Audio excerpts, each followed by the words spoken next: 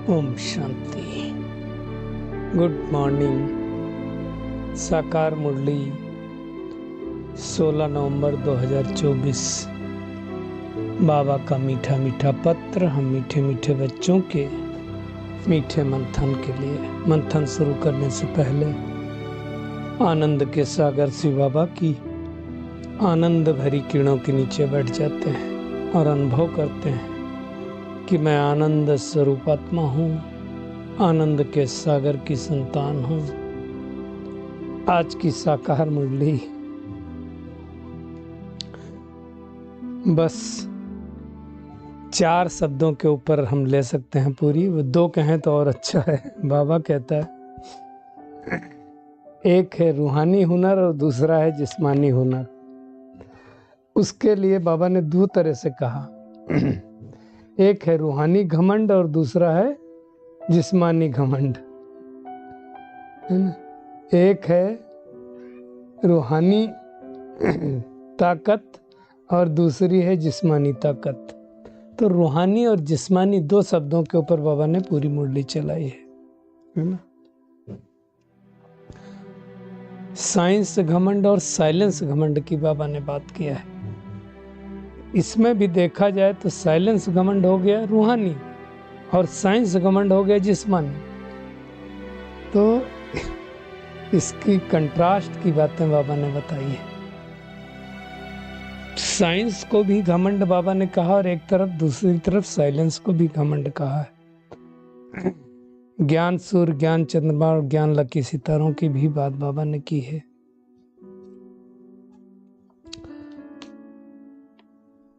कैसे भगवान आकर के हमें रूहानी हुनर सिखाता। हुनर माने कला होता है बेसिकली। और दुनिया में जिस्मानी हुनर भी लोग सीखते हैं, वो भी कला है। तो इतना समझाता है, इतना हुनर सिखला देता है कि हमें 21 जन्मों के लिए प्राइज मिल जाती है। लेकिन प्राइज मिलने का आधार बाबा ने बताया, जितना बाबा को याद करेंगे उतना पावन बनेंगे और उतना ऊंच पाएंगे। नहीं याद करेंगे तो पतित रह जाएंगे और सजा बहुत खानी पड़ेगी। बाबा ने कहा दुनिया में जब बहुत कुछ मान लो करते हैं, मान लो साइंस का घमंड करते हैं, तो ऊपर चले गए रॉकेट से तो करके 5-10 करोड़ मिलता होगा और तुम्हें तो पूरे 21 जन्मों के लिए मिल जाता है। जिस हम रूहानी हाईएस्ट हुनर के द्वारा सत्य की बात सही पाते हैं। तो ये बड़ी बात बाबा ने कही है। फकुर होना चाहिए, फकुर माने नशा होना चाहिए। तो उसके बारे में भी बाबा ने हमें अटेंशन खिंचवाया है। गीता को भी याद किया है कि गीता ही अवेलेबल है और उसी में सारा, जो भी आटे में नमक जितना नॉलेज है वो सब शास्त्रमयी शिरोमणि श्रीमद् भगवद गीता में है। बाबा ने कहा कई गवर्नमेंट वाले भी पहले रिलीजियस होते हैं। ऐसा नहीं है कि सारी गवर्नमेंट इन रिलीजियस होती है, डिपेंड करता है कौन है उस समय, उसके हिसाब से होता है। आज बाबा ने मगध देश को याद किया। बाबा ने कहा जहाँ मगरमच्छ होते हैं। वास्तव में बाबा ने उसकी तुलना की मनुष्य ऐसे हैं जो सब कुछ खा जाते हैं, इसलिए बाबा ने उसको मगरमच्छ कहा हुआ है ना। आदमखोर भी होते हैं। आदमखोर का मतलब जो आदमियों का शिकार करते हैं। तो पहले आदमखोर जानवर होते थे, आजकल मनुष्य भी आदमखोर हो गए हैं। तो उसके बारे में भी देखेंगे।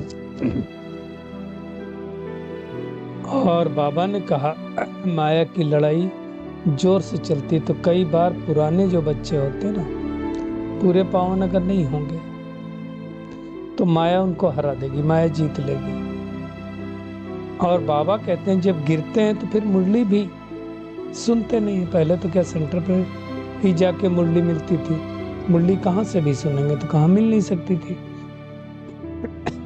तो आते ही नहीं सेंटर से। आजकल तो बड़ा इजी हो गया, हमको ऑनलाइन मिल जाती है, घर पे बैठे प्रिंट निकाल सकते हो। पहले ऐसे नहीं थी। और मुरली नहीं सुनेंगे तब तक सुजाग होंगे नहीं। तो फिर माया से हार खा लेते हैं। आज बाबा ने परम पूज्य बनने की विधि बताई है, और जो परम पूज्य बनते हैं उन्हीं की मूर्ति ज्यादा सबको प्यारी लगती है। और ज्ञानी तो आत्मा की भी बात आई हुई है ना। कल जो अव्यक्त मिलन हुआ उसमें भी बाबा ने कहा मन जीते जगत जीत बनो। ये होमवर्क दिया बाबा ने। वरदान तो बहुत सारे दिया बाबा ने, स्नेह का सागर भी है, लेकिन मन जीते जगत जीत। मन ही तो भटकता है, और मन जीते जगत जीत बनने के लिए मन मना भाव बनना पड़ेगा। आज जिस्मानी हुनर और रूहानी हुनर की बात बाबा ने की है। साइंस घमंड और साइलेंस घमंड की बात की है। हुनर देखा जाए तो किसको कहते हैं? कोई जब कला सीख जाता है तो कहेंगे इनके अंदर बहुत अच्छा हुनर है ना। अब जिस्मानी हुनर में आप देखो, जैसे कोई व्यक्ति है बहुत अच्छा मैकेनिक है, उसको भी कहेंगे इनका हुनर अच्छा है, गाड़ी बना लेता है। कोई टेलर का काम करता है, ये सब हुनर है। वेविंग का काम करता है, कोई देखो एरोप्लेन बना लेता है, ये सब हुनर है। कोई मकान बनाता है, उसको भी कहा जाता है इसका हुनर है। और आज दुनिया में देखो उनको मास्टर कहा जाता था। टेलरिंग जो करते थे उनको भी मास्टर कहा जाता था। पढ़ाते हैं तो मास्टर है, वो भी एक हुनर है। लेकिन ये वाला जो हुनर है ये सारा जिस्मानी हुनर है।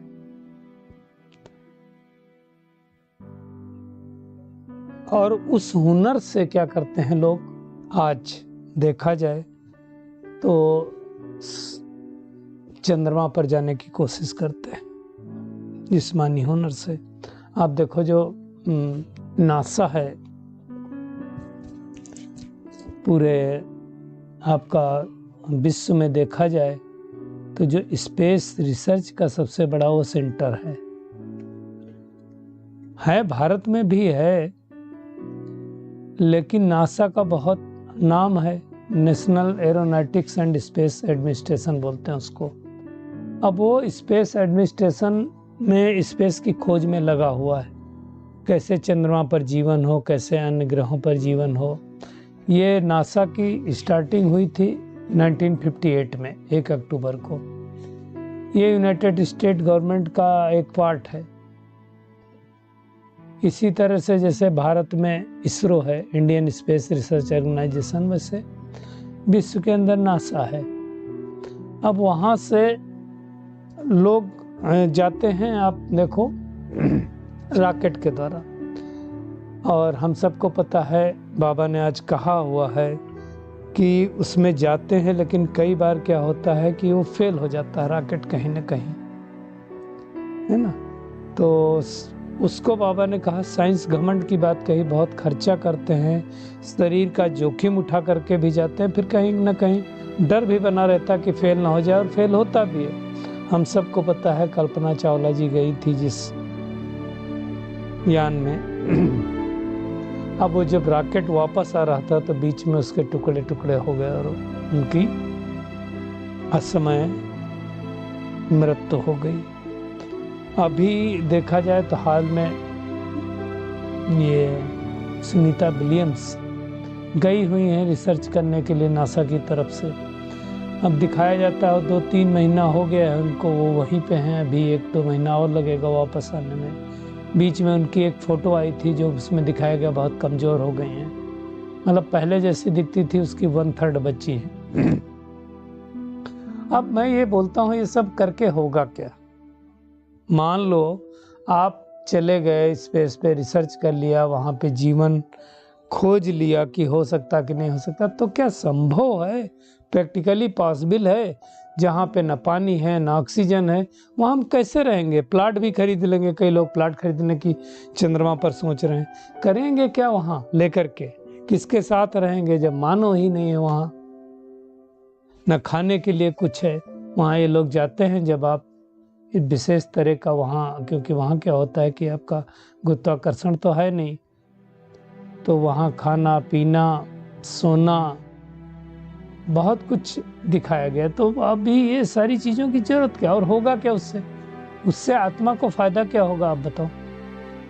अगर मान लो कोई आत्मा बहुत कुछ कर ले, मान लो एक व्यक्ति है और अपने जीवन में दिन रात 24 घंटे मेहनत करता है, सोने का भी टाइम कम देता है, परिवार को भी कम टाइम देता है, समाज को भी कम टाइम देता है, बच्चों को भी कम टाइम देता है, और पूरा जिस्मानी हुनर सीखने में लगा है, उससे फायदा क्या होगा। मान लो बहुत उपलब्धि कर ली, बहुत पैसा कमा लिया, नाम मान शान दौलत सब कुछ कमा लिया, हुआ क्या, उससे फायदा क्या हुआ, क्या हुआ बताओ। फायदा तो कोई हुआ नहीं। तो जो आत्म कल्याण न कर सके, समाज का कल्याण न कर सके, देश का कल्याण न कर सके, विश्व का कल्याण न कर सके, वो किस काम का। और विश्व का कल्याण करने के लिए पद पोजीशन की जरूरत नहीं है, उसके लिए जरूरत है रूहानी हुनर सीखने की, जो भगवान आकर के हमें सिखला रहा है। रूहानी हुनर में कोई डर नहीं, और रूहानी हुनर में ये तो जाते हैं चंद्रमा तक। बाबा ने कहा तुम सूर्य चांद से भी ऊपर जा सकते हो। कहाँ, और जाते हैं, मूल वतन में जाते हो। अच्छा, इम्पॉर्टेंट बात क्या है, इसमें कोई खर्चा भी नहीं है, इसमें कोई डर भी नहीं है। क्यों? क्योंकि हम शरीर तो लेके जाते नहीं, और डैमेज तो शरीर को ही होता है ना। आत्मा को जो डैमेज होता है वो विकारों से डैमेज होता है, बाकी आत्मा को चोट उस तरह की नहीं लगती है। उसको चोट जो लगती है वो रूहानी चोट लगती है, वैसे चोट नहीं लग सकती है। तो जब शरीर हम छोड़ के ऊपर जाते हैं तो फिर डैमेज होने का भी कोई डर नहीं, तो वहां कोई डर ही नहीं। तो ये डिफरेंस है कि हम रूहानी हुनर से फ्री ऑफ कास्ट फियरलेस होकर के चले जाते हैं। दुनिया में तो आज कितना डर है, आप देखो ट्रेन में जाते हैं तो लोग सोचते हैं ट्रेन का एक्सीडेंट ना हो जाए, बस में जाते हैं तो बस का एक्सीडेंट ना हो जाए, क्योंकि होता रहता है। एरोप्लेन में जाते हैं तो सोचते हैं एरोप्लेन ना क्रैश हो जाए। तो हर जगह डर का माहौल है इस कलयुगी दुनिया में। प्लांटों में लोग काम करते हैं तो वहाँ कुछ ना हो जाए, वहाँ भी डर है। तो हर एक व्यक्ति इस समय डर के साए में जी रहा है ना। लेकिन हमें डर के साए में नहीं जीना है। कहते हैं जो मस्ती में नहीं जिंदा है ना, जियो तो मस्ती में जियो, और जो मस्ती में नहीं जी रहा है वो जबरदस्ती में जी रहा है। तो हमें मस्ती में जीना है, जबरदस्ती नहीं जीना। आज तो सारी दुनिया जबरदस्ती जी रही है। जबरदस्ती जी रही है मतलब दुखी हैं, परेशान हैं। तो हमें भगवान आकर के ये रूहानी हुनर सिखला रहा है, और एक ऐसा हुनर सिखलाता है जिस हुनर को सीख करके हम सब आत्माएं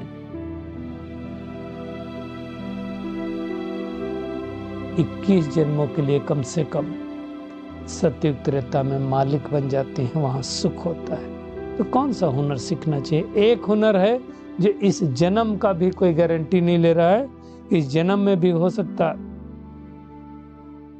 हुनर खतरनाक सीख लिया तो फिर जा भी सकते हैं, है ना।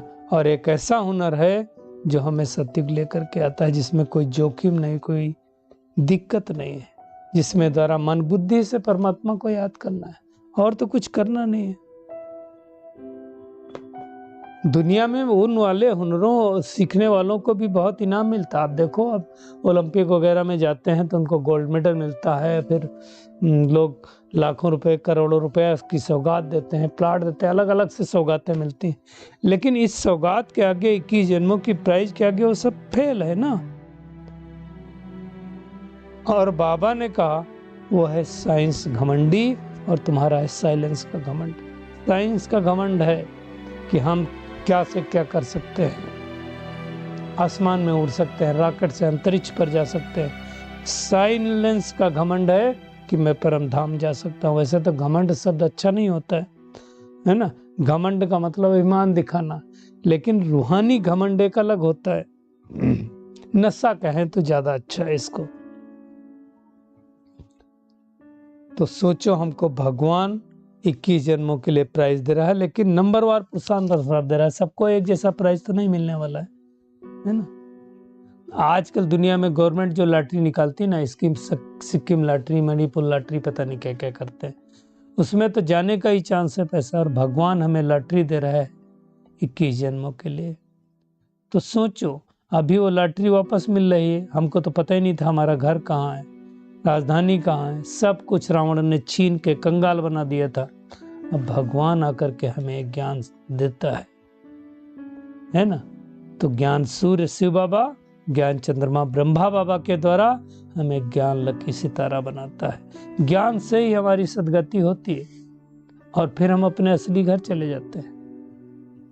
सिवाय भगवान के हमें कोई वापस अपने घर ले नहीं जा सकता है। तो भगवान जब शिक्षा दे, पवित्र बनाए, तब तो हम अपने घर जाएं, और वो भगवान हमें बना रहा है। तो जितना जितना हम बाबा को याद करेंगे उतना पावन बनेंगे और उतना श्रेष्ठ पद के अधिकारी बनेंगे। बाबा को याद नहीं करेंगे तो पतित रह जाएंगे, सजा खाएंगे, पद भी भ्रष्ट हो जाएगा। तो इतने सारे नुकसान है याद ना करने के लिए, तो बेस्ट है याद कर लो। युक्ति बताता है बाबा पवित्र बनने की। युक्ति क्या है? माँ में कम याद करो, है ना। नॉलेज भी कोई छोटी बड़ी होती है। देखो, वही कोई नॉलेज पढ़ करके IAS IPS बनते हैं, साइंटिस्ट बनते हैं, इंजीनियर बनते हैं, डॉक्टर बनते हैं। कोई नॉलेज पढ़ करके चपरासी बनते हैं। तो नॉलेज है परंतु ऊंची नीची तो होता है। जैसे सिविल सर्विसेज की करो तो भाई IAS PCS बनोगे। तो ये सारी बातें बाबा सिखाता, और बाबा कहता तुम्हारी है रूहानी हाईएस्ट नॉलेज। दुनिया वाले भले कितनी माथा मारे, कितने मिलियन माइल ऊपर चले जाएं, लेकिन बाबा ने स्पष्ट रूप से कह दिया, भगवान वाच्य है, उनकी आस पूरी नहीं हो सकती है। आज है, कल क्या होगा क्या पता। हम कहरा पता है कि हम कल नरकवासी थे, आज संगम युगवासी बने, कल स्वर्गवासी बन जाएंगे। इसमें कोई ज्यादा दिक्कत नहीं है। उन्हों की जिस्मानी ताकत हमारी रूहानी ताकत है, और जो रूहानी ताकत होती है, आत्मा की ताकत होती है, वो जिस्मानी ताकत से ज्यादा होती है। तो भगवान आया है हमें रूहानी हाईएस्ट हुनर सिखलाने। दुनिया वाले तो जिस्मानी हाईएस्ट हुनर सिखाते हैं। सबसे हाईएस्ट हुनर कहा जाता है कि जो लोग चंद्र यात्री बनते हैं वही हाईएस्ट हुनर है। तो भगवान तो हमें उसके ऊपर भी लेकर के जा रहा है ना। बाबा कहता, मैं जहाँ चंद्रमा पर जाते हैं उससे कितने माइल ऊपर मैं रहता हूँ, गिनती कर सकेंगे क्या उसको। तो ये परमात्मा हमें बताते हैं और कोई बता नहीं सकता। तो हमें फक्र होना चाहिए, नशा होना चाहिए कि भगवान हमें इतना श्रेष्ठ बना रहा है। और आत्मा से तीखा रॉकेट कोई है नहीं। उनका स्थूल रॉकेट है और हमारा सूक्ष्म रॉकेट है ना। भगवान भी सूक्ष्म है, सुप्रीम है, परंतु पूजा कैसे हो, इसलिए शिवलिंग का निर्माण किया गया है। आधा कल्प ज्ञान का प्रारब्ध चलता है यानी दिन, और आधा कल्प भक्ति रात चलती है। ये सब बातें भगवान के अलावा कोई बता नहीं सकता है। बाबा ने कहा, दुनिया में कितनी भी कोशिश कर ले, परंतु अब कुछ चलना नहीं है। कब दुनिया बदल जाएगी, कब शरीर छूटेगा, पता नहीं। तो यहाँ जो भगवान सिखलाता है, इसका एक एक वर्जन लाखों रुपए का है। सोचो, गीता में आटे में नमक जितना है तो भी उसकी कितनी वैल्यू है, और भगवान तो सच्ची सच्ची गीता सुना रहा है। तो ऐसे बाबा को कितना याद करना चाहिए, ऐसी उनकी पढ़ाई पर कितना अटेंशन देना चाहिए। कोई पढ़ता है, कोई नहीं पढ़ता है ना। मुरली से कितना प्यार होना चाहिए। पहले तो ये समय था मुरलियाँ मिलती नहीं थी, और कोई सेंटर पर नहीं गया तो मुरली मिलने का तो चांस ही नहीं है। ये मेरे सामने भी था, मैं आपके पहले की बात नहीं कर रहा हूँ। तो मुरली की इतनी इंपॉर्टेंस होनी चाहिए, मुरली कभी मिस नहीं होनी चाहिए। रेगुलर सेंटर पे जाके कर सके तो बहुत अच्छा, नहीं कर सकते हैं तो फिर ऑनलाइन बैठ के सुने। ऐसा नहीं हो सकता कि हम दूसरे काम भी कर रहे हैं तो अटेंशन जाता नहीं है, और बाकी तो दिन भर में कभी भी रिवाइज कर सकते हैं। बाबा ने कहा कोई कोई दुनिया में मनुष्य होते हैं जो मुक्ति के लिए बहुत माथा मारते हैं, बहुत उपाय करते हैं, परंतु कुछ होता नहीं, क्योंकि यहाँ तो झूठी ठगी चल रही। नाम महर्षि वगैरह का कितना है, गवर्नमेंट भी 10-20 एकड़ जमीन दे देती है, तो कितने साधु सन्यासियों के बड़े बड़े आश्रम हैं। आज बाबा ने कहा कि कहाँ वैष्णो राज्य था, महान पवित्र देवताएं थे, आजकल तो देखो क्या क्या हप कर लेते हैं, आदमखोर भी बन जाते हैं, आदमियों का शिकार करते हैं। कई जगहों में कई देश हैं जो आदमियों को खा जाते हैं, उनके बच्चों को खा जाते हैं। पोइटस कहते हैं बहुत पौष्टिक है, बहुत ताकत है, तो आजकल देखो दुनिया में क्या हो गया है। ये सब विनाश की निशानियां हैं, विनाश होने की तैयारी, पाप का घड़ा भर गया है। अब हमें अच्छी तरह से इस पढ़ाई को पढ़ना है। नहीं पढ़ेंगे तो माया एकदम नाक कान से पकड़ के भरतनाट्यम पे नहीं बना देगी। मुरली जब सुनेंगे तो चीजें समझ में आएंगी, इसलिए मुरली कभी मिस नहीं करना है। आज के वरदान में बाबा ने कहा परम पूज्य बन परमात्म प्यार का अधिकार प्राप्त करने वाले संपूर्ण स्वच्छ आत्मा भव।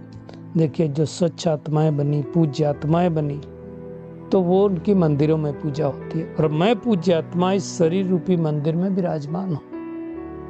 तो तन हमारा क्या है, मंदिर है, और मैं आत्मा इसमें चैतन्य मूर्ति हूँ, ये अनुभव करना है। और ऐसी जो पूज्य आत्मा है वही सबकी प्यारी है, उनकी जड़ मूर्ति भी सबको प्यारी लगती है। तो आज भी देखो भले आपस में लड़ते झगड़ते हो, लेकिन मूर्ति के आगे जाएंगे तो प्यार करेंगे। क्यों होता है, घर पे झगड़ा करेंगे तो दोनों मंदिर जाएंगे और फिर वहां जाकर के प्यार करते हैं, क्योंकि उनमें पवित्रता है। तो बाबा ने कहा अपने मन से पूछो, अपने आप से पूछो, है ना। कल कहा था ना, अपने दिल से पूछो, मन बुद्धि संपूर्ण स्वच्छ बनी है, अस्वच्छता तो मिक्स तो नहीं है, और जो संपूर्ण स्वच्छ है वही परमात्मा प्यार के अधिकारी है। हम कितने स्वच्छ बने हैं, ये हमें खुद की चेकिंग करनी है, तब तो परम पूज्य बनेंगे। इतना आसान नहीं परम पूज्य बनना, मेहनत करनी पड़ेगी। अगर कहीं अस्वच्छता है तो हम पूज्य नहीं बन सकते। ज्ञान के खजाने को स्वयं में धारण करना है, और हर समय हर कर्म समझ से करना है, तभी हम ज्ञानी तो आत्मा कहलाएंगे। नहीं तो बोलने से ज्ञानी तो आत्मा कोई नहीं बनता है, समझ से हर कर्म करना है, तभी हम ज्ञानी तो आत्मा हैं, नहीं तो नहीं है। तो आज का टेक होम यही है कि हमें रूहानी नशे में रहना है, क्योंकि भगवान आकर के हमें हाईएस्ट रूहानी हुनर सिखला रहा है, हमें परम धाम आने जाने की यात्रा सिखला रहा है। तो फक्र रहे कि इतनी बड़ी प्राइज भगवान हमें 21 जन्मों के लिए दे रहा है। बेधड़क होकर के परमात्मा सेवा करनी है, रसीले ढंग से करनी है, मतलब आनंद के साथ करनी है, और माया को बलवान बन करके जीतना है। मुरली सुन करके खुद को सुजाग करना है, फिर दूसरों को सुजाग करना है, और परम पूज्य बन करके स्वयं को संपूर्ण स्वच्छ आत्मा बनाना है। अस्वच्छता मिक्स नहीं होनी चाहिए, और ज्ञान के खजाने से स्वयं को संपन्न करके ज्ञानी तो आत्मा बनना है। अच्छा, शुक्रिया मीठे प्यारे बाप दादा, शुक्रिया आप सभी का इस मीठे मंथन के लिए। अच्छा, ओम शांति।